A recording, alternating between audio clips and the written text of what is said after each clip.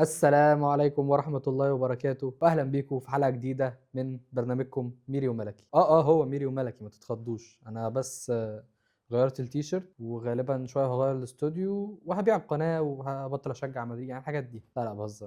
كوميدي عسل يعني.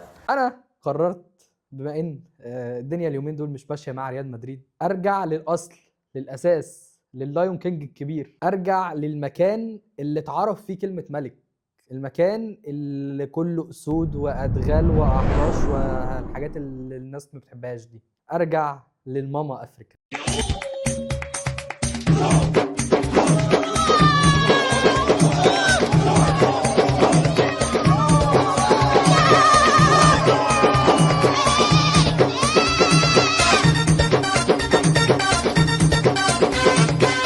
بطولة كأس الأمم الأفريقية رجعت. عايز أقول لكم أنا بحب بطولة أفريقيا دي جدا جدا. أولا هي مش شبه أي حاجة، هي فعلا مش شبه أي حاجة، يعني هي مش شبه أي بطولة قارية تانية. الناس بتلعب في أوروبا وفي آسيا وفي أمريكا والقصة دي، بس لأ، انت لو جيت فتحت افريقيا حاجه تانية خالص، حاجه مختلفه. نيجي بقى لبطوله افريقيا السنه دي، وفي كام حاجه كده مخليني متفائل بالبطوله بمنتهى الامانه. يعني احنا بقى لنا نسختين بنلعب في الادغال، لا بنلعب في الادغال بجد، ملاعب زي الزفت، استضافه مقرفه، ما فيش اي حاجه عدله في البطوله. الحمد لله السنه دي حين المغرب وحلاوه المغرب وجمال المغرب والسادات المغرب والحاجات الخطيره اللي المغرب عاملاها. يعني المغرب بعد 4 سنين من دلوقتي ان شاء الله هتبقى بتستضيف كاس العالم، فانتوا متخيلين استعدادات للبطوله بحجم كاس العالم. فلما نيجي نشوف بقى الميني بتاعتها في افريقيا، فانا متفائل جدا بالبطوله دي. تاني سبب واهم سبب انا متفائل بالبطوله دي عشانه هو ان الفوزيلا اتمنعت.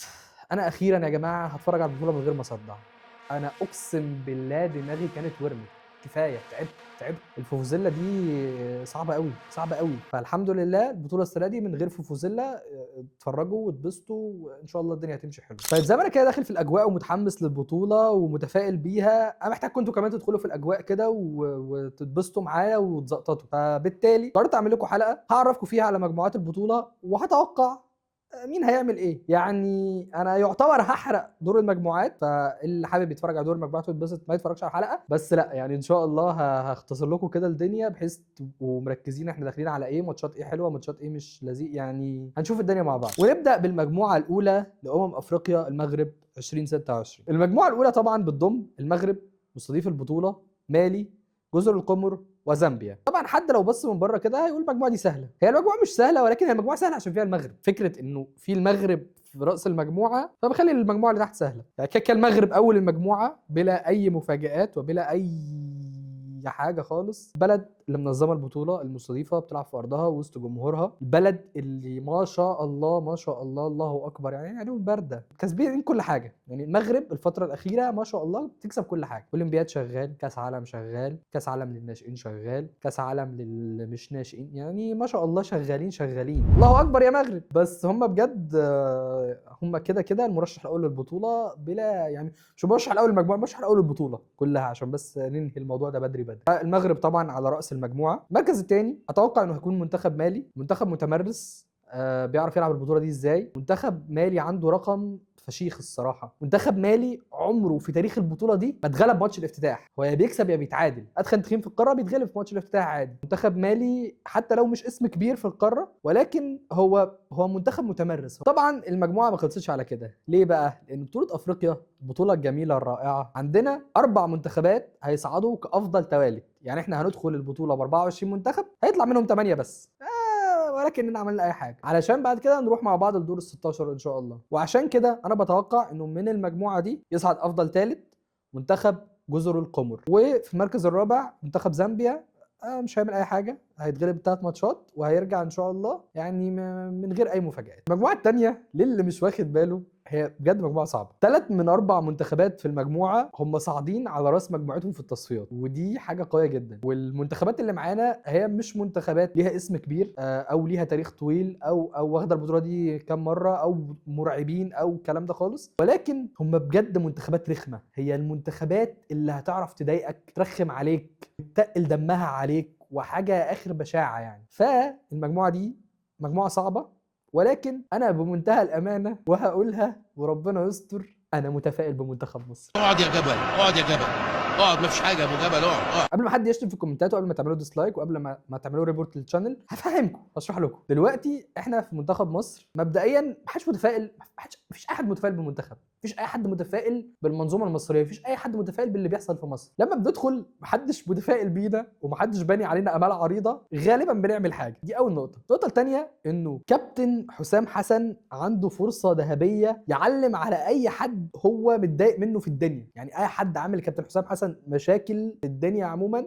كابتن حسام حسن عنده فرصه ان هو يطلع لهم لسانه بعد البطوله دي بمنتهى البساطه. وكمان كابتن حسام حسن مش هيضيع من ايده فرصه انه يبقى مدرب منتخب مصر في كاس العالم، ان هو من نفسه متاكد مليار في المية انه اي حاجه هتحصل لو ما وصلش مش نص النهائي، لو ما وصلش الفاينل، كابتن حسام حسن هيطير. البطوله دي فرصه مهمه قوي بالنسبه له، انا اعتقد ان هو مش هيضيعها. وعشان كده مصر ان شاء الله هتبقى في قمه المجموعه الثانيه باذن الله باذن الله باذن الله، يا رب يا رب والنبي يا رب يا رب يا رب. المركز الثاني في المجموعه دي هيكون من نصيب منتخب جنوب افريقيا. منتخب جنوب افريقيا ما شاء الله برضو منتخب رخم بلغه الكوره، منتخب مستفز، ومنتخب عندنا طار شخصي معاه. طار من انه طلعنا من بطوله افريقيا 2019 على ارضنا ونكد علينا، وانا عندي ذكريات شخصيه مع البطوله دي، لانه ده كان اول ماتش بعد ما انا خلصت امتحانات ثانويه عامه. تمام، فانا خلصت امتحانات ثانويه عامه واخيرا هعرف اتفرج على البطوله بقى بشغف وفرحه، والبطوله على ارضنا وهروح احضر ماتشات. وخسرنا اول ماتش بعد الامتحانات خلصت، خسرنا، طلعنا من البطوله بالنسبه لي انتهت. انا ولا هتفرج على ماتشات ولا هروح احضر ماتشات ولا بقول لكم ايه، لموا هدومكم وامشوا، روحوا كملوا البطوله في اي حته ثانيه. المركز الثالث واللي اتوقع انه برضه هيصعد من افضل توالت هو منتخب انجولا. منتخب انجولا منتخب قوي، وشفنا الفتره اللي فاتت قد ايه ان هو تطور وبقى منتخب قوي وتصدر مجموعته في التصفيات، وعاملين جيل كويس، وفي جيلبرتو في فلافيو، وانا بحب اشوفهم على الخط، فهيصعدوا من افضل توالت. اما بالنسبه لمنتخب زيمبابوي فهيبقى الحصاله في المركز الرابع وهيطلع من غير اي مفاجآت. نروح بقى للمجموعه الثالثه واللي فيها منتخبات نيجيريا وتونس واوغندا وتنزانيا. اعتقد برضو ان المجموعه سهله، مجموعه فيها اسمين كبار واسمين اي كلام هيطلعوا حصاله. حتى لو منتخب اوغندا منتخب ممكن يرخم او ممكن يخطف بونت من حد من الكبار او ولكن اتوقع مش هيحصل اي مفاجآت في المجموعه. فبالتالي توقعي للمجموعه انه نيجيريا هتكون في المركز الاول، برغم ان نيجيريا ما تاهلتش كاس عالم اصلا، وبرغم انهم اتغلبوا في الملحق، ولكن نيجيريا بصراحه عندهم جيل خطير. يعني هم عندهم لعيبه خطيرين جدا، عندهم لعيبه في كل المراكز كويسين جدا، عندهم سرعات، عندهم فاتوقع ان هم يحسموا صداره المجموعه. وده برضو راجع لانه منتخب تونس مش في افضل احواله خالص، وبالتالي هياخدوا المركز الثاني في المجموعه دي. المركز الثالث اوغندا، المركز الرابع تنزانيا بدون اي مفاجآت في المجموعه، والاثنين مش هيصعدوا. نيجي بقى للمجموعه الرابعه، المجموعه اللي فيها كلام كتير. دلوقتي احنا عندنا في مجموعه السنغال، كونغو الديمقراطيه، وبوتسوانا وبنين. الاثنين منتخبات مش قويه، منتخبات ملهاش تاريخ وملهاش حاضر وما اعتقدش ان ليها مستقبل بنسبه كبيره. بوتسوانا وبنين هيتزايلوا الترتيب. نيجي بقى للمدعكه، عندنا كونغو الديمقراطيه وعندنا السنغال. منتخب السنغال حدث ولا حرج، يعني احنا اكتر ناس ممكن نكلمكم عن منتخب السنغال. ده منتخب السنغال من سنتين كان بيكسبنا 3 و4 في كل الالعاب في كل حته في الدنيا. انا كنت كل يوم بسمع عن لعبه جديده منتخب السنغال كسبنا فيها. انا اكتشفت ان مصر فيها العاب عشان عرفت ان منتخب السنغال غلبنا فيها. ولكن منتخب السنغال مؤخرا لسه بقوته، ما حقق العلامه الكامله في التصفيات، ما خسرش ولا ماتش ما شاء الله. مين بقى معاه في المجموعه وكان معاه في تصفيات كاس العالم وكان بينهم حرب شرسه لاخر التصفيات على الصعود؟ ايوه بالظبط كده، منتخب الكونغو الديمقراطيه. منتخب الكونغو الديمقراطيه هو برضو من المنتخبات الصغيره في افريقيا، ولكن الحقيقه انه مؤخرا ابتدى يبقى فريق قوي. منتخب الكونغو منتخب عندهم فريق حلو، عندهم مدرب فشيخ دي صبر كلنا عارفينه، كان بيدرب الاسماعيلي، غير انه في مجموعته في تصفيات كاس العالم كان متصدر فتره طويله جدا. والسنغال قدرت ان هي تقلب الترابيزه في اخر وقت، والكونغو دخلت ملحق وكسبت الملحق على فرق زي نيجيريا والجابون والكاميرون. وبعيدا عن الجابون، يعني نيجيريا والكاميرون دول فرقتين كل سنه بيبقوا في كاس العالم، فما ينفعش ان هم ما يبقوش موجودين. فالكونغو من فرقه كانت المركز الثاني في تصفيات كاس العالم لفرقه كسبت الملحق الافريقي لفرقه رايحه تلعب الملحق العالمي، وبنسبه كبيره هتلعب كاس العالم الجاي. وبالتالي الكونغو فرقه لا يستهان بيها على الاطلاق. توقعي للمجموعه الرابعه الكونغو هتكون في المركز الاول، والسنغال هي اللي هتكون في المركز الثاني. واهو نو ريسك نو فن، احنا بنتوقع يعني. ونروح للمجموعه الخامسه، وهي المجموعه اللي فيها برضو منتخبين عرب، منتخب الجزائر ومنتخب السودان وبوركينا فاسو وغينيا الاستوائيه. المجموعه برضو من المجموعات اللي تبان سهله، ولو انه فيها اسماء عملت نسخ حلوه جدا من كاس الامم. يعني اعتقد فاكرين غينيا الاستوائيه عملت ايه في كاس الامم اللي فاتت. بوركينا فاسو دايما دايما دايما بتبقى فريق رخم وفريق تنح وبتعمل بطولات كبيره، فبرضو بوركينا فاسو فريق رخم جدا. بس في الاول وفي الاخر تمنياتنا لشعب فيصل بالتوفيق يعني ان شاء الله. يجي بقى المتصدر المجموعه، واللي اتوقع انه هيكون منتخب الجزائر. ايوه انا عارف ان منتخب الجزائر ليه نسختين بيطلع من المجموعات، وانه فكره ان هم يعدوا دور المجموعات دي هتبقى حاجه كبيره بالنسبه لهم ونقله وحاجات الكوميديه اللي بنحب نضحك بيها مع بعض دي. ولكن اتوقع انه المجموعه في المتناول بالنسبه للجزائر. يعني بصراحه بمنتهى الامانه منتخب الجزائر لو ما صعدش من المجموعه دي يبقى بيهزر. ولا بوركينا فاسو الفريق اللي يخض الجزائر، ولا السودان الفريق اللي يخض الجزائر، ولا منتخب غينيا الاستوائيه الفريق اللي يخض الجزائر. وبالتالي اتوقع انه الجزائر هتتاهل على المركز الاول بلا مفاجات. بوركينا فاسو هتكون في المركز الثاني.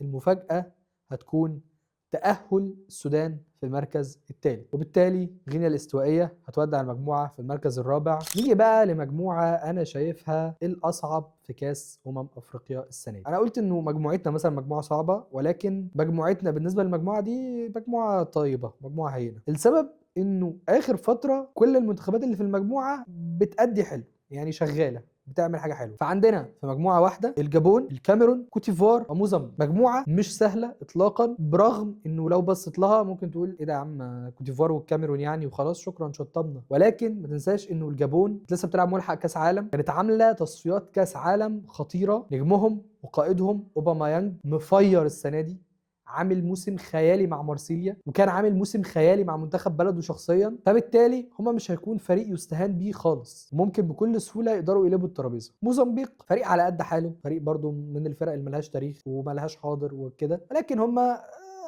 حظهم ان هم جه في مجموعه صعبه. فبالتالي حتى لو هم فرقه كويسه، او حتى لو عندهم او نفسهم يعملوا حاجه، اعتقد ان هم جم في المجموعه الغلط. فبالتالي موزمبيق حاجزه المركز الرابع. نيجي بقى لكوتيفوار. كوتيفوار حامل اللقب، فريق ماشي كويس مع مدرب وطني ميرسي فايه، مع مجموعه من العناصر الكويسه جدا. فبالتالي كوتيفوار هتكون على صداره المجموعه السادسه. طيب انت قلت صداره المجموعه وقلت متزايل المجموعه. بالنسبه للمركز الثاني والثالث في المجموعه، طبعا كتير منكم هيقول لي الكاميرون طبعا، انت بتهزر ولا ايه؟ ولكن الحقيقه ان انا فعلا جاي اهزر، وجاي اقول ان الكاميرون هتبقى ثالث المجموعه. هتصعد ولكن هتصعد بشق الانفس. اي نعم عناصره كويسه جدا، مستواهم كده كده واسمهم وتاريخهم يهيئهم بكل بساطه وبكل سهوله ان هم يعملوا حاجه، ولكن يعني منتخب الكاميرون من المنتخبات اللي بتدخل البطوله وهي حاطه عينيها على ان هي هتحقق البطوله. انا اتوقع ليهم ان هم هيبقوا مفاجاه البطوله، وهيبقوا الحصان الاسود للبطوله هيبقوا الحصان اللي مش كويس في البطوله وهيخيشوا وهيطلعوا ثالث المجموعه. هيصعدوا ولكن مش هيعملوا بطوله كويسه خالص خالص. المركز الثاني وللمفاجاه هيكون من نصيب منتخب الجابون. منتخب الجابون الفتره الاخيره كان عامل اداء كويس جدا. هم ما بيلعبوش كاس كتير اصلا، يعني هم اخر كاس لعبوها اللي كانوا مستضيفينها في 2017. عدم وجودهم في البطوله هيخليهم يعملوا مفاجاه السنه دي. يعني انا بشوف انه الجابون دي هتبقى مفاجاه البطوله وهيتاهلوا كثاني للمجموعه. بس كده احنا خلصنا ال6 مجموعات. اتوقع ان هي تبقى بطوله حلوه. في عندنا ماتشات كتير حلوه جدا جدا جدا. الدور الاول عندنا تونس ونيجيريا، عندنا الكاميرون وكوتيفوار، عندنا اسامي كبيره، عندنا منتخبات كبيره، عندنا حاجات نحب دايما ان احنا نشوفها في افريقيا. اتمنى ان البطوله السنه دي تبقى حلوه، اتمنى ان منتخب مصر يعمل اداء قوي، اتمنى ان نعمل تغطيه حلوه للبطوله. قولوا لي ايه رايكم في ان احنا خرجنا من اجواء ريال مدريد وتشابي الونسو والكاس والحاجات اللي بتحصل دي، وقولوا لي شايفين البطوله هتبقى ازاي. قولوا لي رايكم في الكومنتس. هستنى رايكم في الحلقه، هستناكم تشوفوا حلقات ميري وملكي خلال البطوله، واشوفكم الحلقه الجايه. سلام.